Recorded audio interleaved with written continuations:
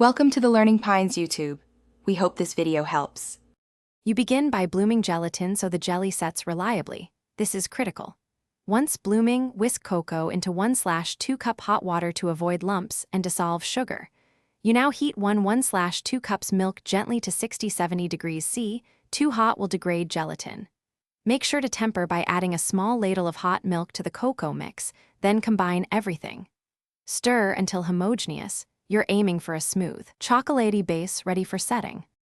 Once combined, you must melt the gelatin thoroughly into the chocolate milk so the jelly holds shape and yields a clean bite. Dissolve completely without boiling. Maintain low heat around 70 degrees C and simmer for 2 to 3 minutes to integrate flavors and sterilize. Make sure to skim any foam, then pour into your chosen mold or shallow tray for faster chilling. Tap the container to release trapped air and encourage even setting. Then place it in the fridge to cool for at least 3 hours. You want firm, cold cubes. Cut the set chocolate jelly into roughly 1 cm pieces so they fit comfortably in a glass.